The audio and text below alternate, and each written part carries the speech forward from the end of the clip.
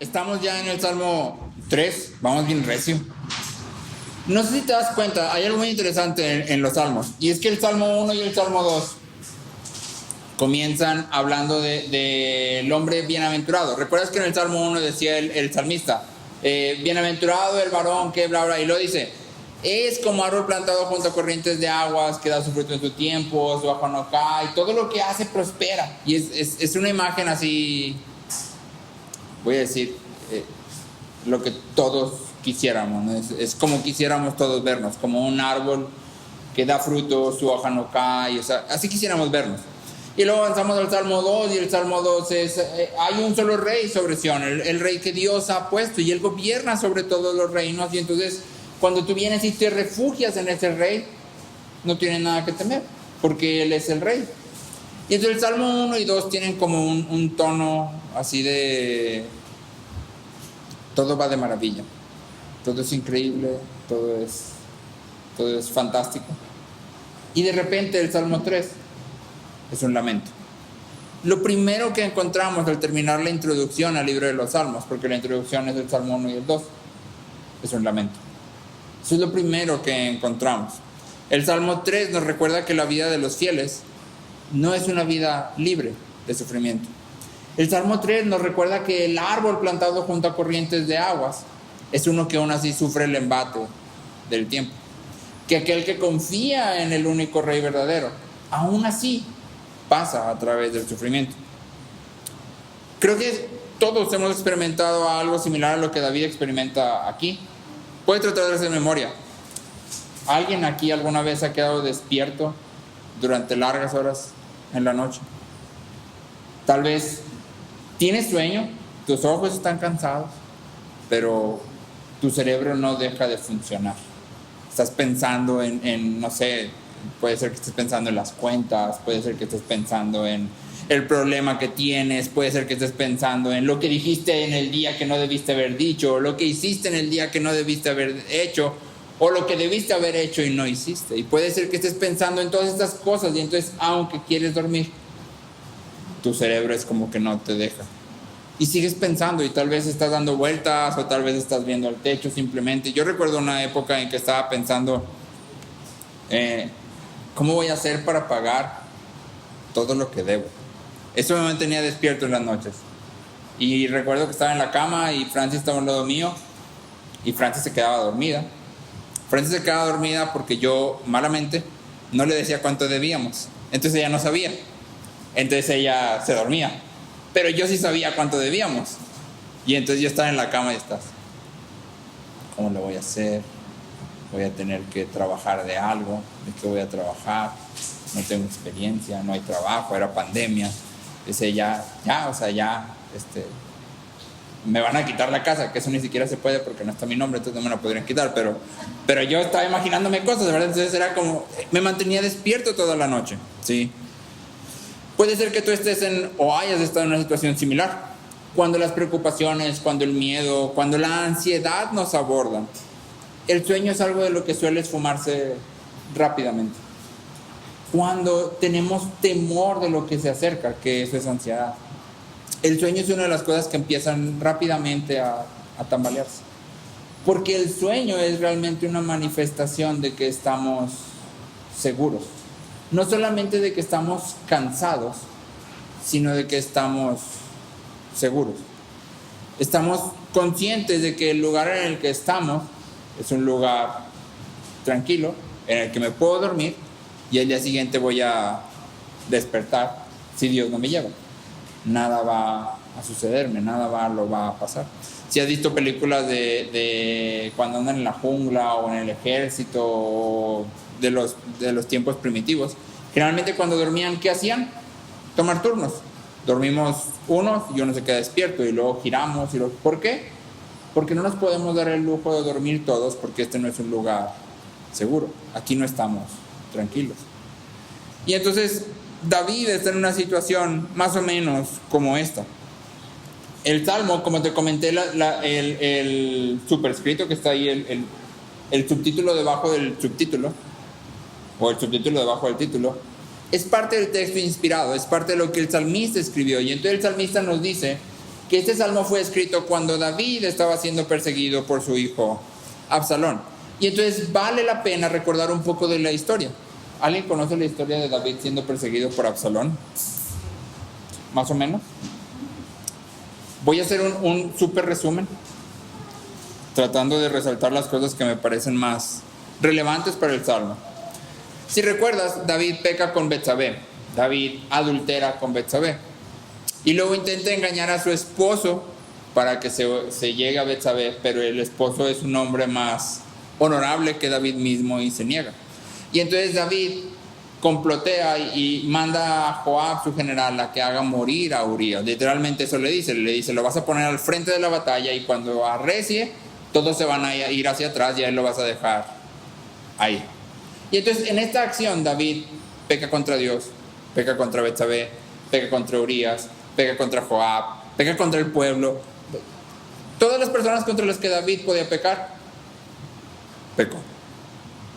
Y entonces Natán viene, el profeta Natán viene y le dice, tu casa va a sufrir las consecuencias. Dios va a traer juicio y tu casa va a sufrir violencia. Y entonces la casa de David sufre violencia terrible, espantosa, y sufre muerte y algunas otras cosas que pasan ahí, que son bastante feas. Finalmente, después de todo Absalón se levanta contra su padre David y la Biblia nos dice que Absalón literalmente roba el corazón del pueblo. ¿Sí? Lo que Absalón hace es que se sienta a las puertas de la ciudad y luego cuando una persona viene a traer una queja, Absalón lo escucha y luego dice estas palabras: el rey no tiene tiempo para recibirte, pero si yo fuera rey, otra cosa sería. Y entonces la Biblia nos dice que Absalón poco a poco roba el corazón. Y la expresión es importante, porque no es simplemente que Absalón se levantara y el pueblo dijera, bueno, pues sí, lo que sigue, sino que Absalón hizo un trabajo previo, en el que el pueblo ya estaba de corazón siguiéndolo a él.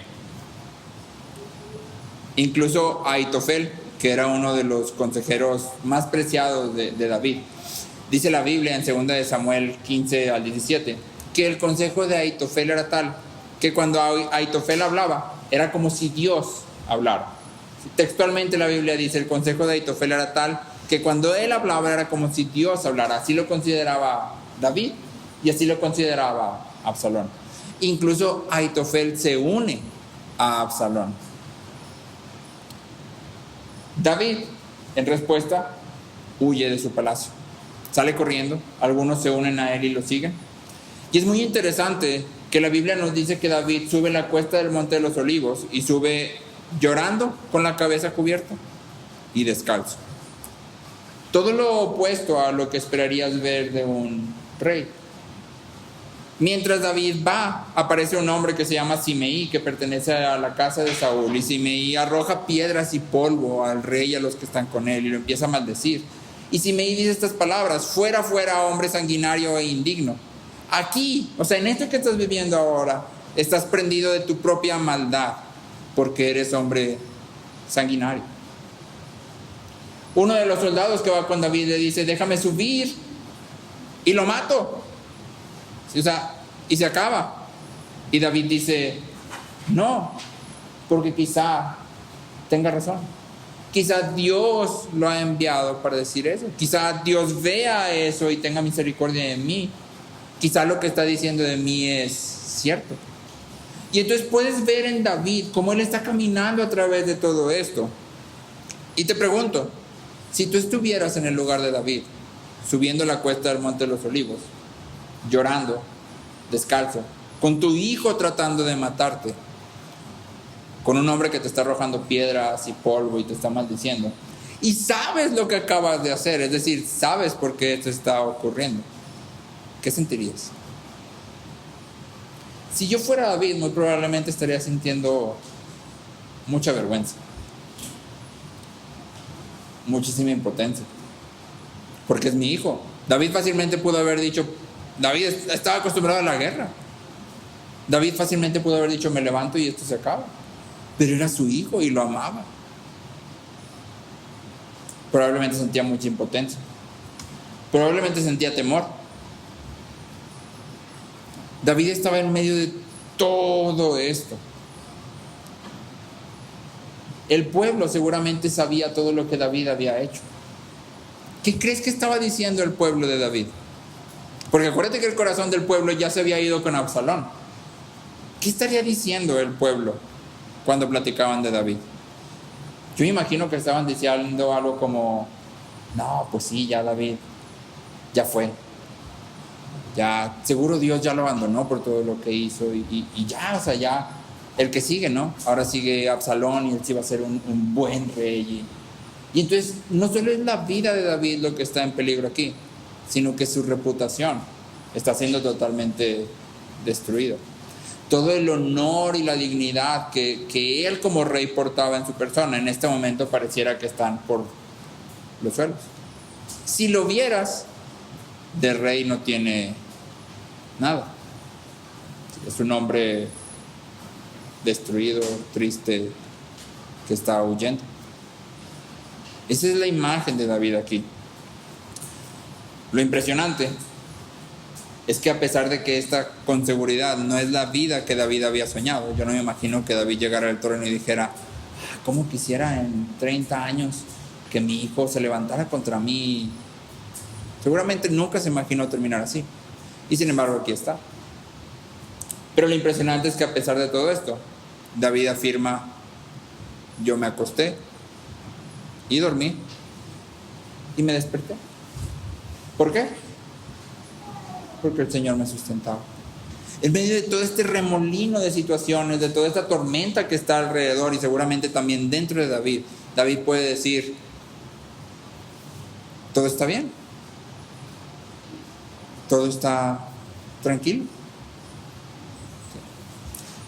Tal vez puedas identificarte con David.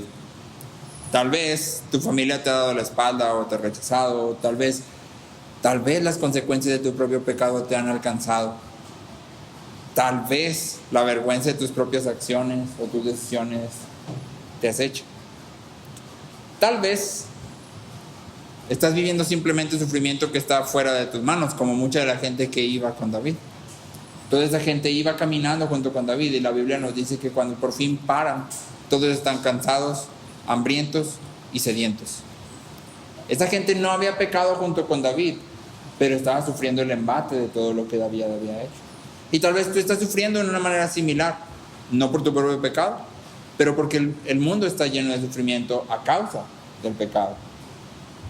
O tal vez luchas en otro sentido, y luchas tal vez en el sentido de que Satanás es llamado el acusador y constantemente está trayendo delante de nosotros nuestros pecados y constantemente nos está diciendo que no somos dignos de ser llamados hijos de Dios y constantemente nos está diciendo que no somos lo que deberíamos de ser. Sea cual sea el punto en el que tú te identifiques con David, podemos aprender de este salmo. Y este salmo es bastante interesante, porque todos cuando nos enfrentamos con algún problema, sea cual sea el problema, buscamos refugio. Ese es el mecanismo de todos los seres humanos, estamos creados así. Cuando vienen las tormentas, cuando vienen los problemas, todos buscamos un refugio. Ahora, el problema es que finalmente buscamos los refugios en los lugares equivocados. Puede ser que tú busques el refugio en las series, en Netflix, en Disney, en Prime, y lo que buscas hacer es distraer tu mente de las cosas que sabes que tienes que hacer y no estás haciendo, o de las cosas que hiciste y no debiste hacer, o de las cosas que tendrías que estar estudiando o aprendiendo pero no quieres, o de la culpa que te acecha. Y entonces lo que hacemos es distraer nuestra mente y nuestro corazón y nos hundimos en las series, o nos hundimos en las redes sociales, o nos hundimos en los videojuegos, o incluso buscamos llenar el vacío que sentimos en relaciones con otros, o en el peor, o en uno de los peores casos, recurrimos al alcohol y las drogas y los estupefacientes, esperando que al perder la razón, esto que sentimos nos suelte por un momento. El problema es que en realidad todos estos refugios no son refugios. Todas estas cosas son como si tú y yo... ¿Alguien ha visto la película de Lo Imposible? del tsunami este gigantesco que se levanta en, creo que es Indonesia, y está la familia, la pareja, papá y mamá con los 3 niños. Me impresiona muchísimo cómo en un instante, en lo que ellos ven la ola, no alcanzan a correr. En cuanto logran ver la ola, ya están perdidos.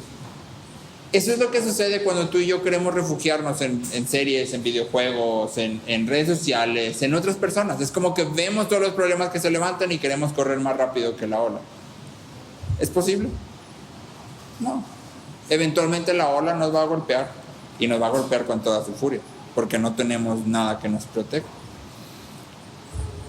El salmista nos guía al único refugio que existe. El salmista nos lleva al único lugar en el que podemos estar seguros.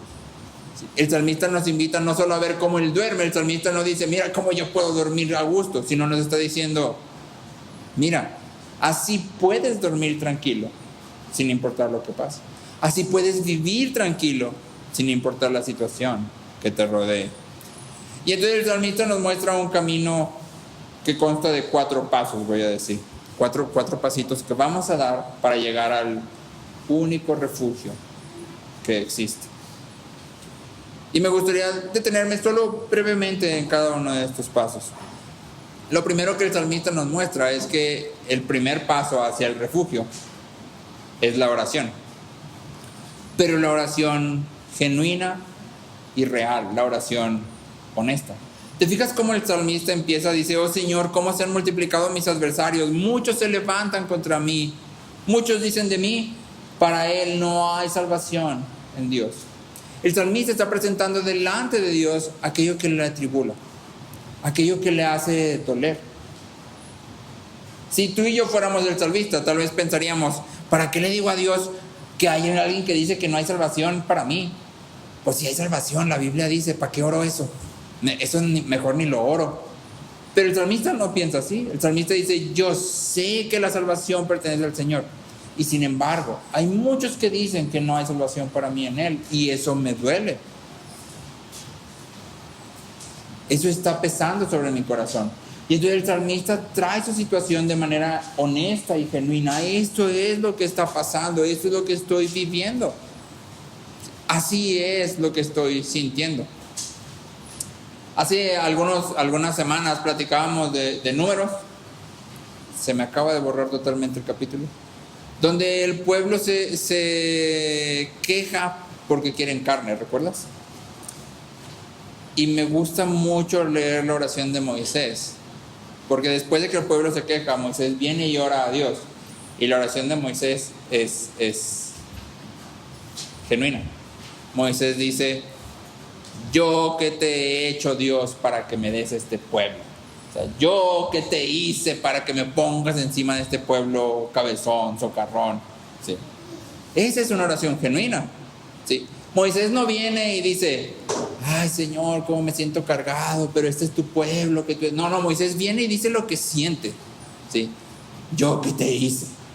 O sea, ¿por qué yo estoy aquí? ¿Por qué me pones a mí sobre este pueblo?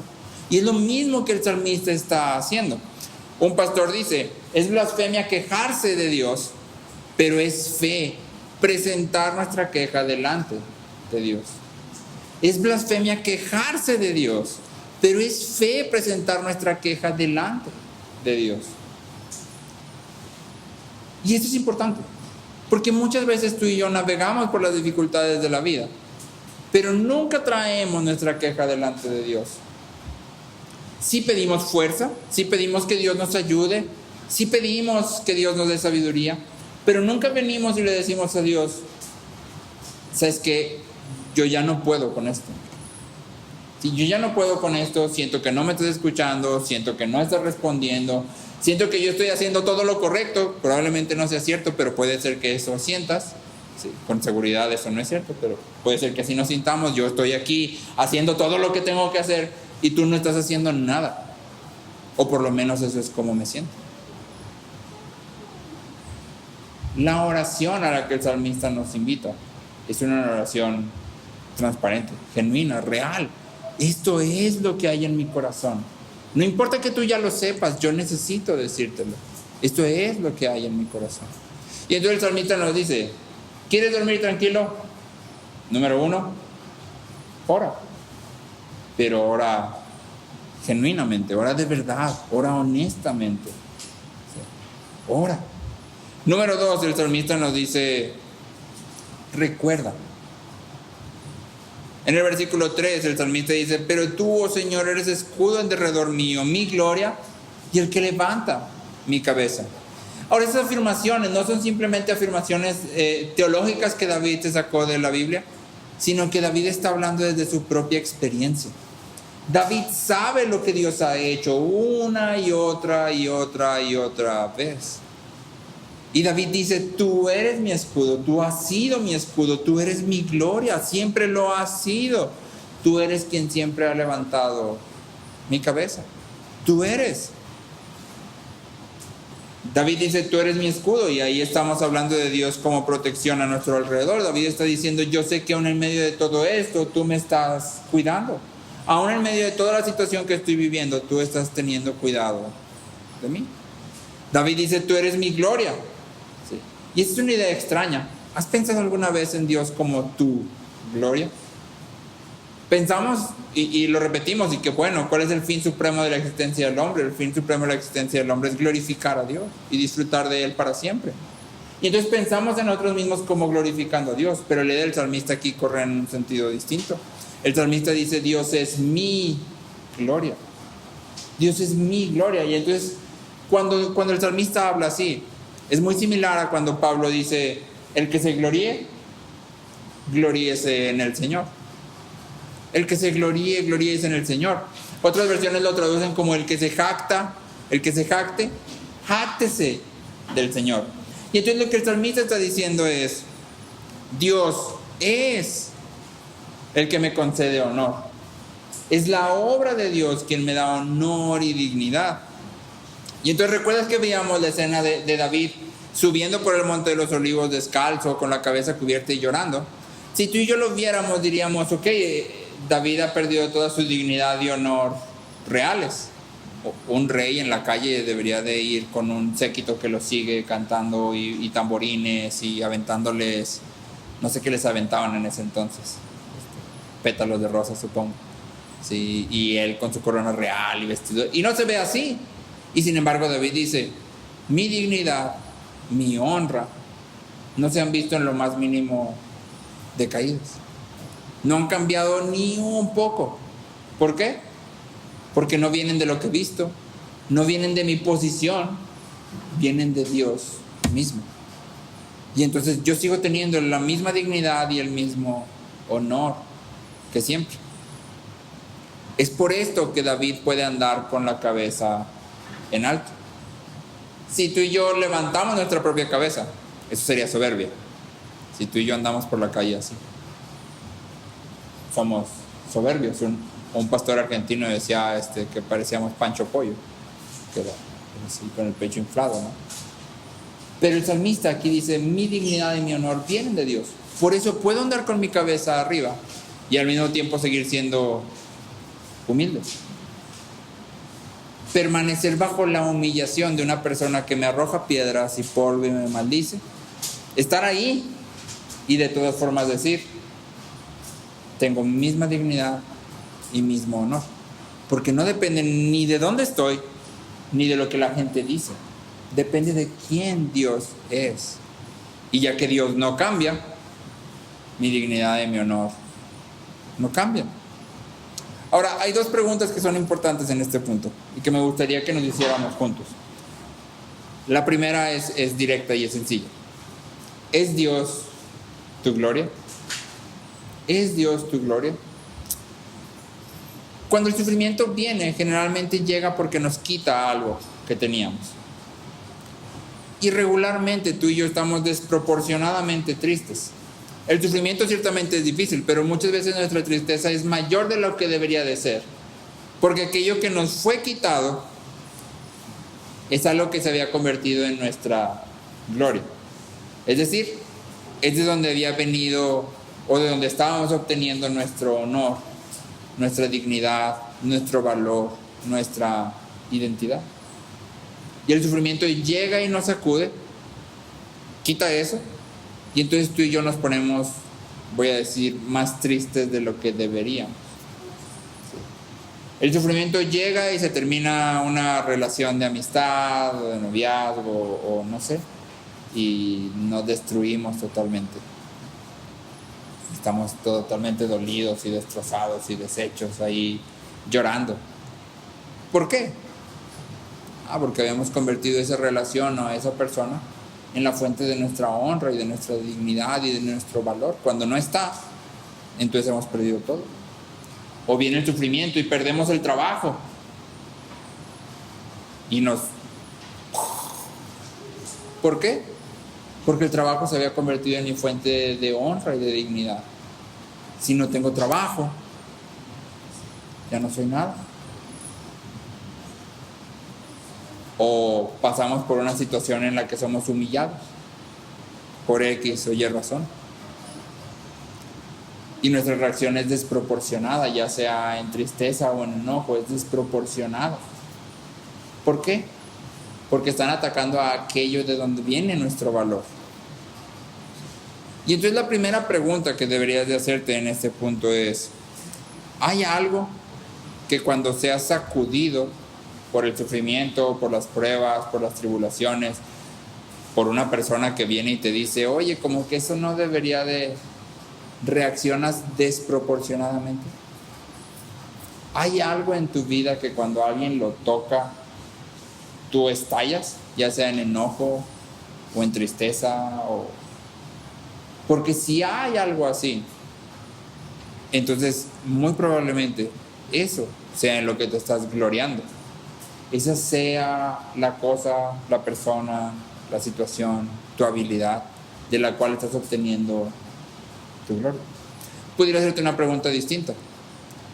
¿Qué es aquello sin lo cual no puedes vivir? ¿Qué es aquello sin lo cual no puedes vivir? Que si te lo quitaran, tu vida se convertiría en un martirio, en algo demasiado difícil. Puede ser desde el dinero hasta cosas pequeñísimas como tu celular, o permiso de juntarte con fulanito, o permiso de ver tal cosa, o permiso. Y esto es importante, porque estamos diseñados para obtener nuestra identidad de algo fuera de nosotros mismos. Siempre es así. Y entonces es importante hacer un recuento de dónde estoy obteniendo mi valor y mi dignidad, de dónde está viniendo. Cuando estaba haciendo este ejercicio yo me preguntaba, ¿qué pasaría, qué sería de mí si mañana ya no soy pastor? Si, no sé, por cualquier razón, porque la iglesia dijera, ¿sabes qué? No eres apto para ser pastor, o porque simplemente desapareciera esta congregación específica. ¿Qué sería de mí? ¿Cómo me sentiría yo si ya no fuera pastor? Gracias a Dios no está ahí mi gloria, pero sí pude ubicar dónde está mi gloria.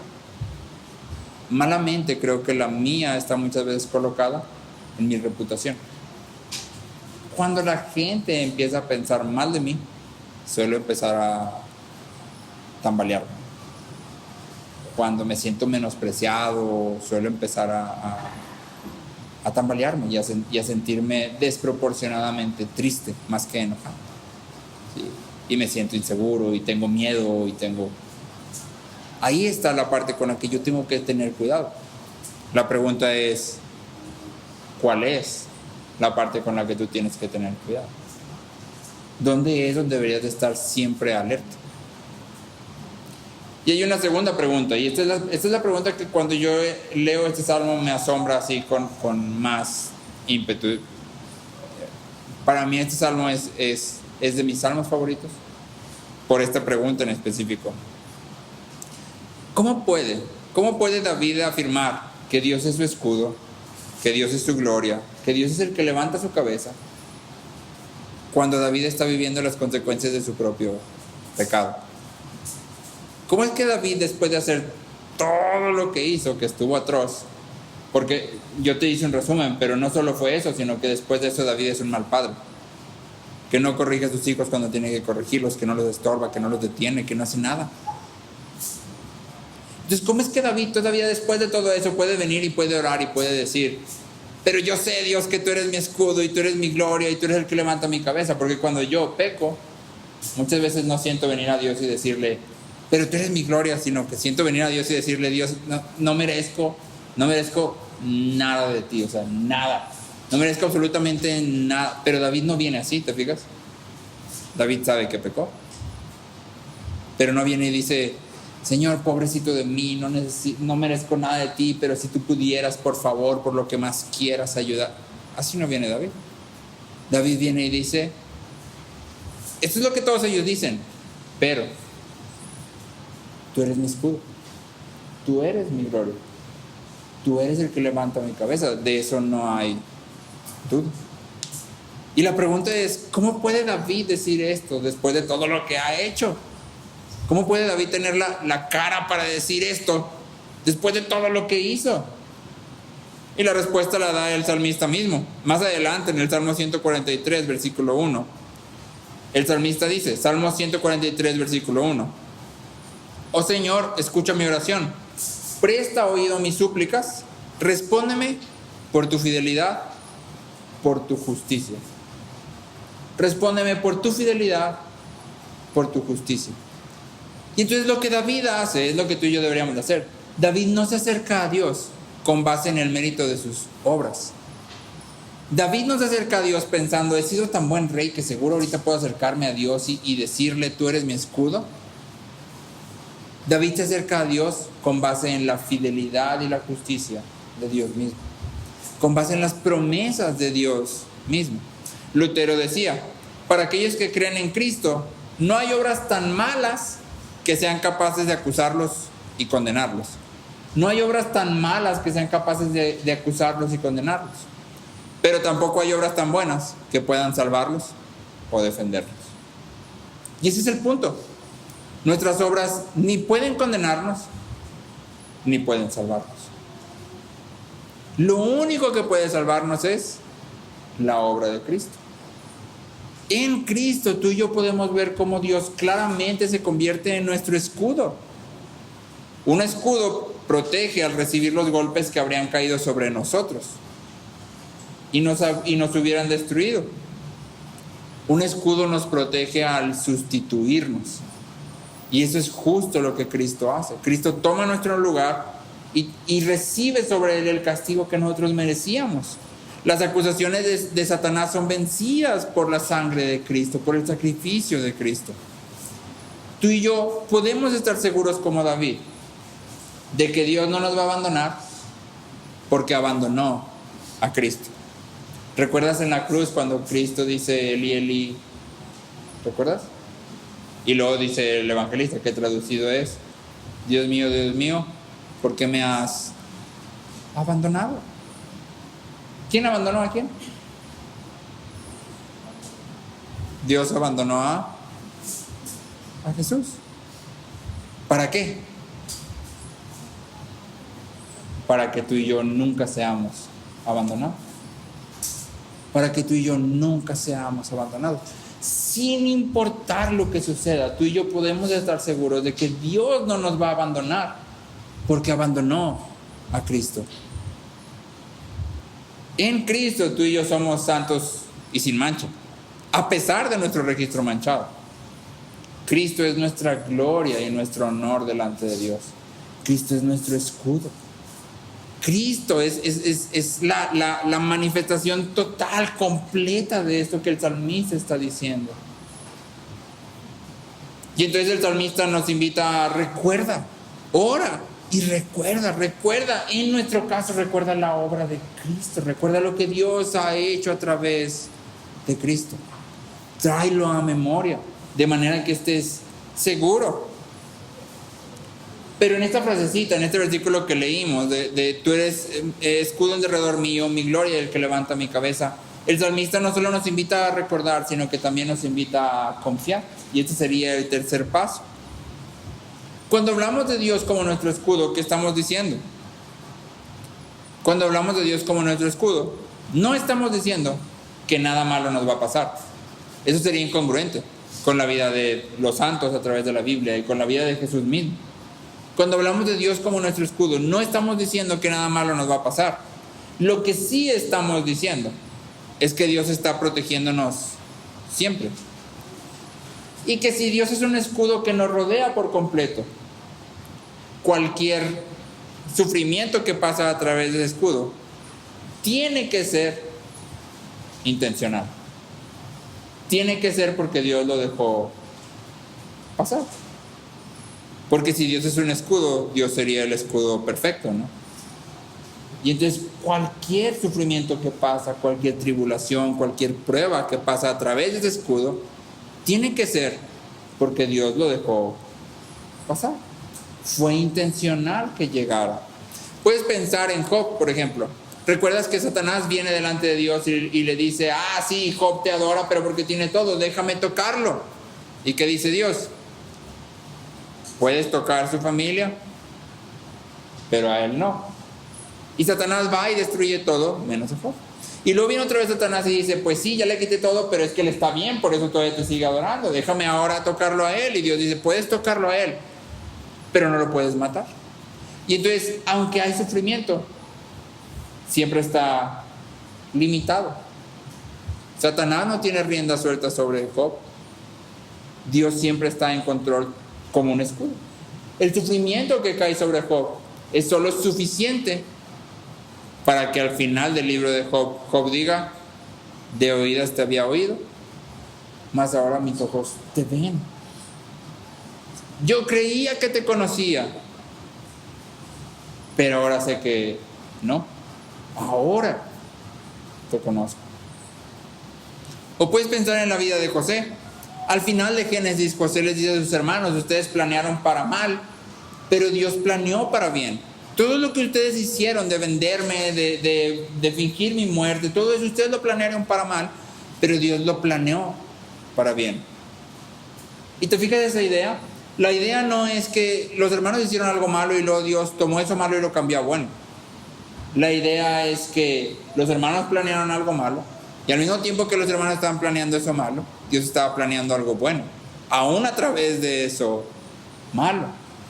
En el caso de José, Dios lo protege a él y a sus hermanos por medio del sufrimiento, no del sufrimiento.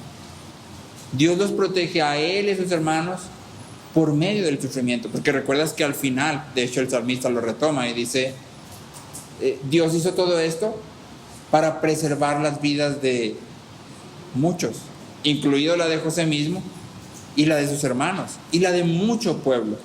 Y entonces Dios protege a José y a sus hermanos por medio del sufrimiento, no del sufrimiento.